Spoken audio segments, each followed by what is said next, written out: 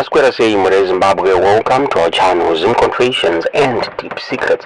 Kana katika tanka kukuya panino channel, please don't forget to subscribe. Kana chungwa garoka subscribe, but don't forget to comment and share this video. Nasi Mure Zimbabwe, tadzoka ni nyeru upisa ma street social media, nyaya ya Christopher Mutsvangwa uya akabiswa as the Minister of War Veterans.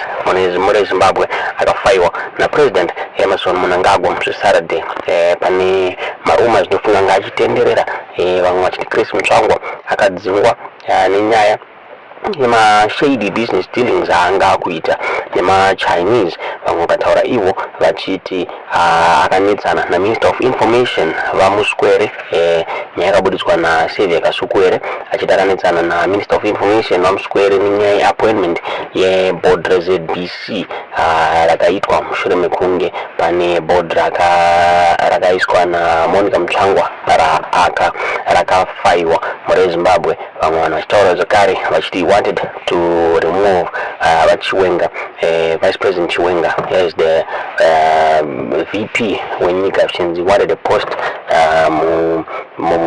he wanted a post as the Vice President. Mure Zimbabwe asi pane nyaya yazobuditswa Zim Live yorutaura iyo ichiti yataura nevanhu vari mukati meZanu-PF vakabudisa this information Mure Zimbabwe vichinzi Mutsvangwa vakafaiwa nenyaya insubordination Mure Zimbabwe vichinzi Mnangagwa zvinzi vaiudza Mnangagwa kuti vanofanira kuva appointa as the State Security Minister. Mure Zimbabwe vichinzi this is the reason why Mutsvangwa vakabiswa paminister vakabiswa the Minister wema-War Veterans Mure Zimbabwe.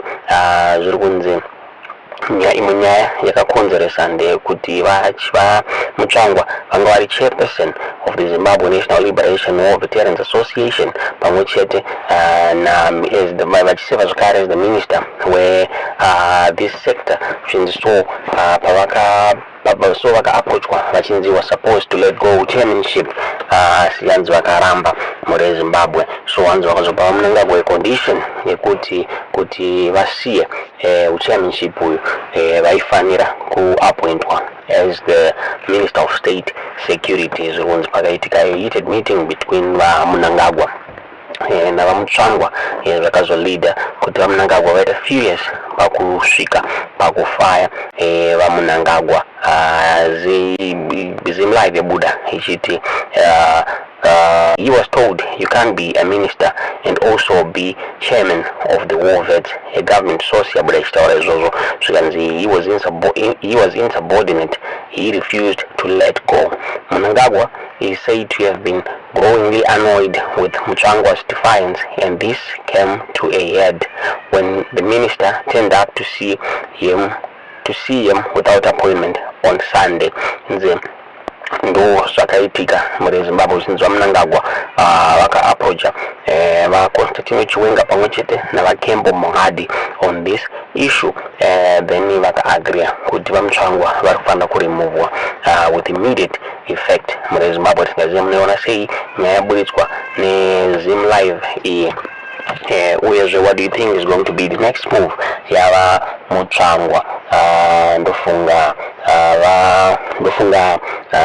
pane another issue yakabuditswa navaota muzembe vachitaura ivo vachiti even time yavaiseva vese mucabinet yaRobert Mugabe vaMutsvangwa vaisashandika navo zvichinzi behavior yavo yanga isiri right mucabinet zvichinzi zvakakonzeresa kuti vafaiwe naRobert Mugabe 2 times Mure Zimbabwe. Tingaziva munoona sei nyaya iyi. There is also another issue yabuda ndafunga pane ma-social media accounts anga ari kucirculate paTwitter achibuditsa information achiti iri kusendwa navaMutsvangwa vabuda vachimadismissa ma-social media accounts iyaya vaChris Mutsvangwa Mure Zimbabwe. Ndofunga this Twitter account iyi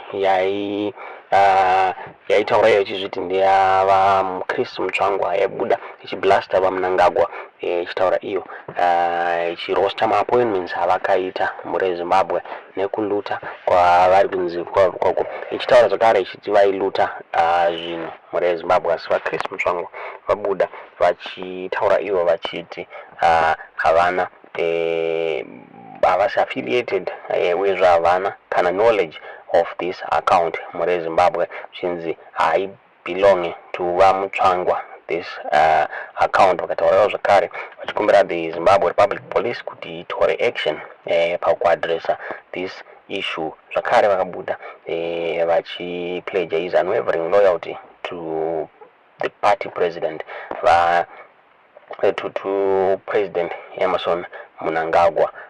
Many wanna say nyaya iyi vaMutsvangwa vabuda vachiti I have no association, no knowledge of the above named account. I urge all Zimbabweans to disregard and report that parody account and any other.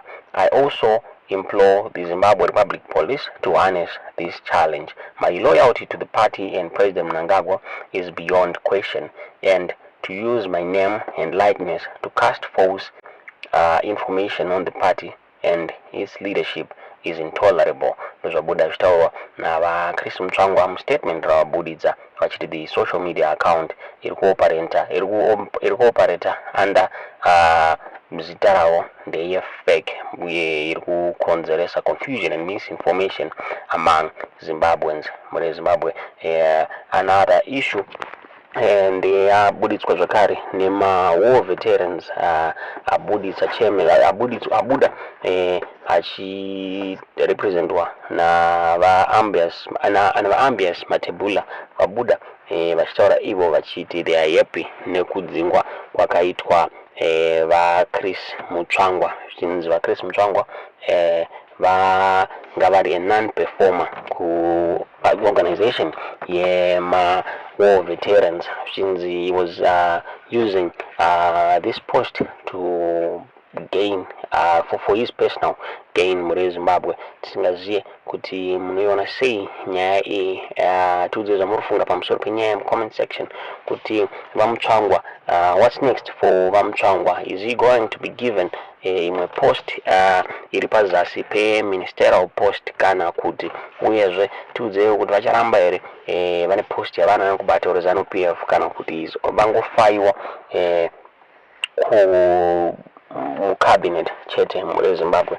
Tiudze zvamurifunga pamusoro penyaya iyi mucomment section.